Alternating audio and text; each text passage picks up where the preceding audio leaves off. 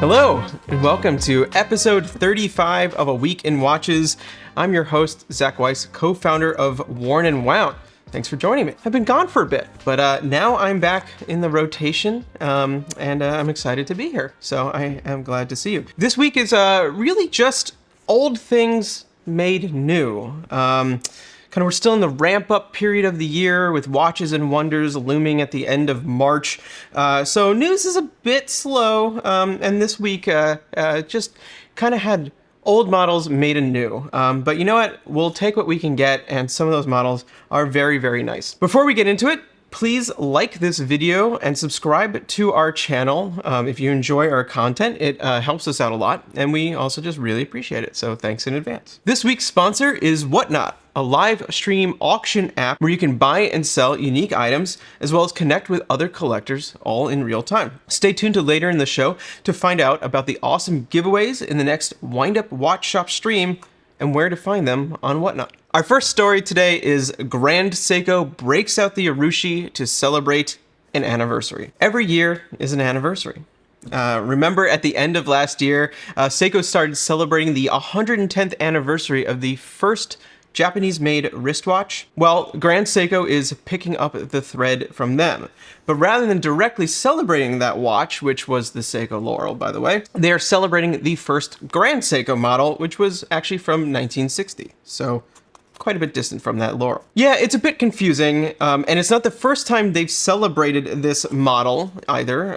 They did a recreation of these just a few years ago, in fact. But no matter, it's a new Grand Seiko, and we're here to take a look. Dubbed the SPGW295, it combines a 38mm brilliant hard titanium case, which is brighter than traditional titanium and twice as hard as steel. So really, really nice titanium. It also allows for Grand Seiko's high level of finish, such as Zaratsu polishing, with a luxurious handcrafted dial. The case is great, but the dial steals the show. The elegant and restrained black and gold combination belies the traditional crafts at play. The black surface is Urushi lacquer mixed with iron for real deep black. Urushi is, and in using Urushi lacquer, it's a tradition that dates back thousands of years in Japan.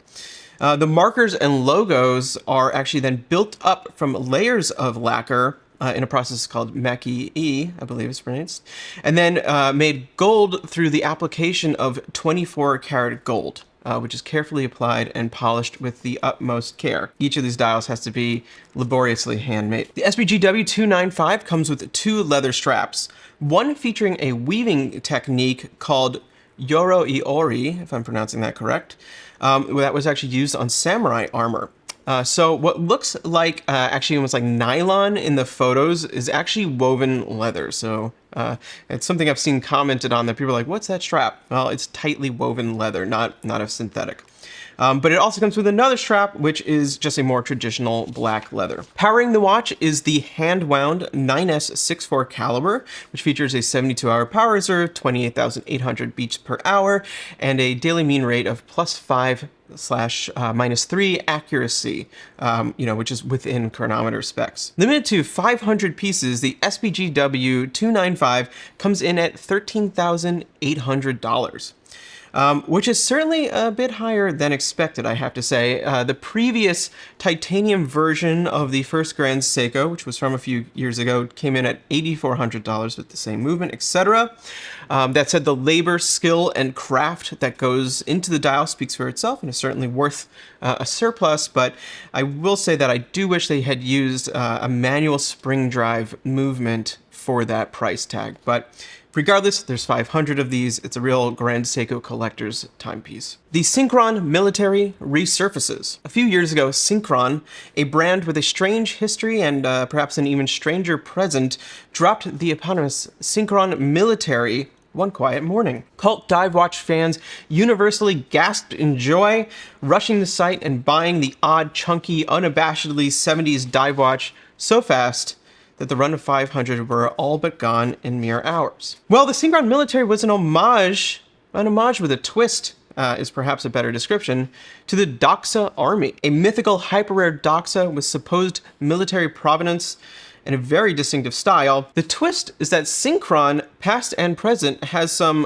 funny relations to the Doxa brand. So is it an homage? Is it, do they have actual provenance to this? You decide. Regardless, it's too much to go over here.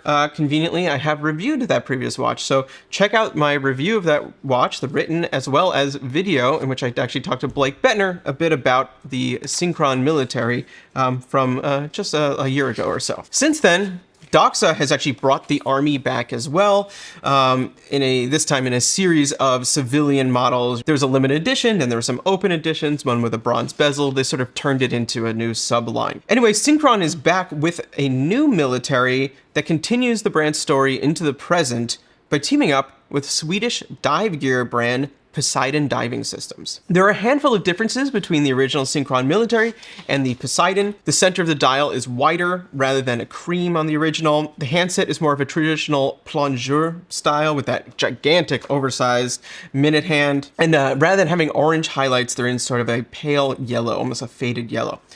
Internally, they dropped the ETA 2824 for the new La Joux Perret G100 movement, which is actually pretty sweet. That has, I believe, a 68-hour power reserve in there. It's a nice new movement. But most noticeable is clearly the addition of the Poseidon badge on the dial, which obviously also continues to look a little bit like a Doxa, but it's a cool new style. Limited to 1,000 pieces, but in two variations. One has like black outline hands, the other one has white outline hands. The Synchron Military Poseidon Ice Diver is available to pre-order for $999, with full retail coming in at $1,290.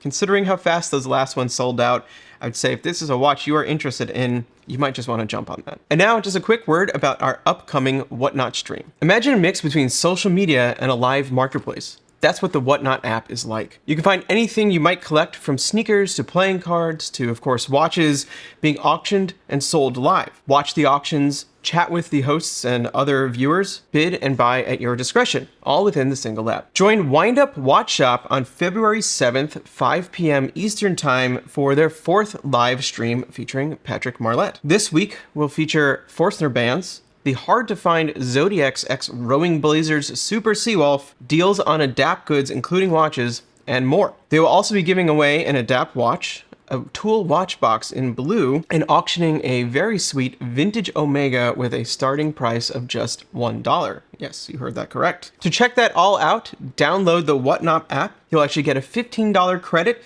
towards your first purchase if you use the invite link in the description and bookmark the upcoming stream. We hope to see you there. Zenith continues to defy modernity. Just last year, Zenith brought back perhaps its quirkiest watch, the Defy Revival A3642. Don't worry, the numbers don't mean very much to me either. Regardless, this recreation of an early 70s watch is, well, certainly striking.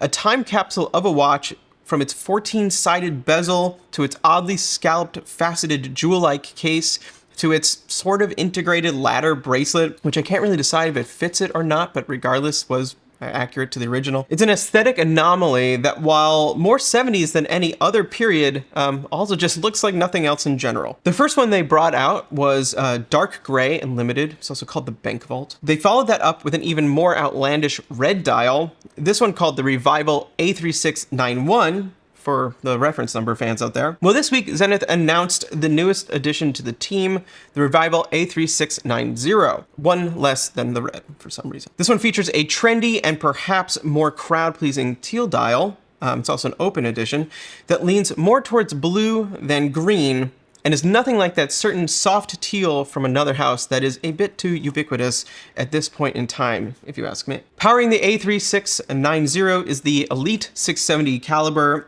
which is a pretty standard three-hander for Zenith, with a date and 50-hour power reserve, 28,800 beats per hour. So no high beat, no 10th second counters spinning around. Sorry, just a traditional movement. That said, the A3690 is on the entry side of Zenith's catalog, coming in at $6,900. So what do you think of this model? Is it too weird? Is it right on? Is it just fun?